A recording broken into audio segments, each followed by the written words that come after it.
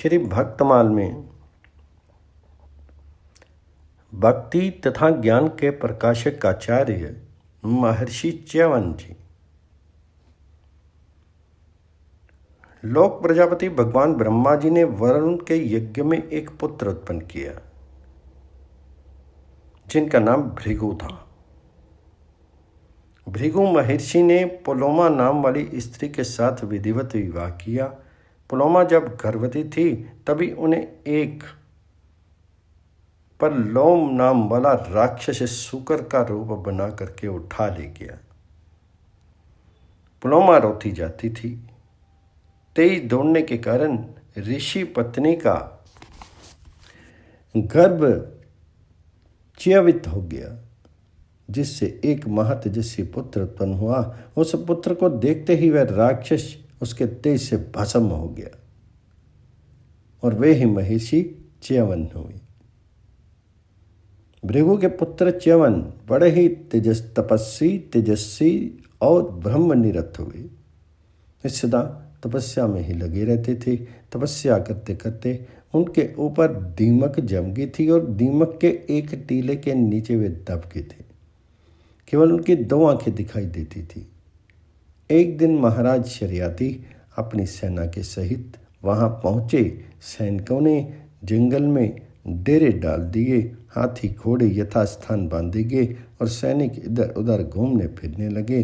महाराज शर्याती की पुत्री सुकन्या अपनी सखियों सहित जंगल में घूमने लगी। घूमते घूमते उसने एक टीला देखा। वहां पर वह वैसे ही विनोद के लिए बैठ गई।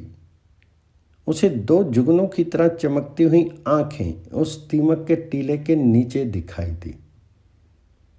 बाल्यकाल की चंचलता के कारण उसने उन दोनों आंखों को कांटा चुभो दिया।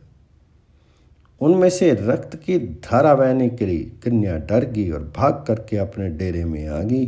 उसने ये बात किसी से कही नहीं। इधर राजा की सेना में एक अपूर्व ही दृश्य दिखाई देने लगा। राजा की समस्त सेना का मलमूत्र बंद हो गया। राजा, मंत्री, सेवक, सैनिक, घोड़े, हाथी, रानी, राजपुत्री सभी दुखी हो गए। राजा को बड़ी चिंता हुई। उन्होंने सबसे पूछा, यहाँ पर भगवान भार्गव मुनि च्यवन का आश्रम है। तुम लोगों ने उनका कोई अनिष्ट तो नहीं किया है? किसी ने उनके आश्रम पर जाकर के अपवित्रता या अशिष्टता तो नहीं की है? सभी ने कहा, महाराज हम तो उधर गए भी नहीं। तब डरते डरते सुकन्या ने कहा, अज्ञानवश एक अपराध मुझसे हो गया है। दीमक के ढेर में 2 जुगनों से चमक रहे थे। उनमें मैंने कांटा चुभो दिया, जिससे उनमें से रक्त की धारा बहने निकली। महाराज साहब समझिए। वे पुरोहित और मंत्री के साथ बड़ी दीनता से महर्षि च्यवन के आश्रम पर पहुंचे। उनकी विधिवत पूजा की और अज्ञान से अपनी कन्या के किए हुए अपराध की क्षमा चाही। महाराज ने हाथ जोड़कर कहा, भगवान मेरी ये कन्या सरल है, सीधी है। इससे अनजाने में ये अपराध बन गया। अब मुझे जो भी आज्ञा हो मैं उसका सहर्ष पालन करूं। तो च्यवन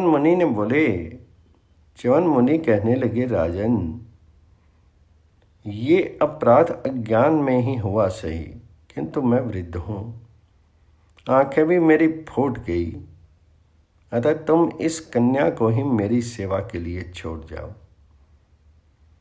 महाराज ने इसे सहर्ष स्वीकार कर लिया और सुकन्या ने भी बड़ी प्रसन्नता से इसको स्वीकार किया। सुकन्या का विवाह विधिवत च्यवन मुनि के साथ कर दिया गया। सुकन्या अपने पति की सेवा में रह गई। राजा उसे समझा करके अपनी राजधानी को चले गए। च्यवन मुनि का स्वभाव कुछ कड़ा था, किंतु साध्वी सुकन्या एक दिन रात करके उन्हें सदा संतुष्ट रखती थी।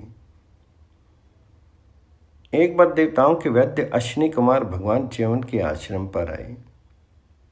च्यवन मुनि ने उनका विधिवत सत्कार किया। ऋषि के आतिथ्य को स्वीकार करके अश्विनी कुमार ने कहा, ब्राह्मण, हम आपका क्या उपकार करें? तो च्यवन मुनि ने कहा, देवताओं, तुम सब कुछ कर सकते हो, तुम मेरी इस वृद्धावस्था को मीट दो और मुझे युवावस्था प्रदान करो। इसके बदले में तुम्हें यज्ञ में भाग दिलाऊंगा। अभी तक तुम्हें यज्ञों में भाग नहीं मिलता है। तो अश्विनी कुमारों ने ऋषि की आज्ञा मान करके एक सरोवर का निर्माण किया और बोले, आप इसमें स्नान कीजिए। ऋषि उसमें स्नान करके जो ही निकले, तब सुकन्या ने क्या देखा कि बिल्कुल एक ही आकार के 3 देवतुल्य युवा पुरुष उसमें से निकले। असल में अश्विनी कुमारों ने सुकन्या के पातिव्रत्य की परीक्षा लेने के लिए ही अपने भी वैसे ही रूप बना लिए। तब सुकन्या ने अश्विनी कुमारों की बहुत प्रार्थना की कि मेरे पति को अलग कर दीजिए। सुकन्या की स्तुति से प्रसन्न होकर के अश्विनी कुमार अंतर्ध्यान हो गए और सुकन्या अपने परम सुंदर रूपवान पति के साथ सुखपूर्वक रहने लगी। च्यवन ऋषि की वृद्धावस्था जाती रही, उन्हें आंखें फिर से मिल गई। उनका तपस्या से क्षीण जर्जर शरीर एकदम बदल गया। वे परम सुंदर रूपवान युवा बन गए। एक दिन राजा अपनी कन्या को देखने आए। पहले भी तो ऋषि को ना पहचान करके कन्या पर क्रुद्ध हुए। जब उन्होंने सब वृत्तांत सुना तो कन्या पर बड़े प्रसन्न हुए और उन्होंने ऋषि की चरण वंदना की कि आपके तप के प्रभाव से हमारा वंश पावन है। उन च्यवन ऋषि के पुत्र प्रमति हुए और प्रमति के रुरु, रुरु के शुनक हुए।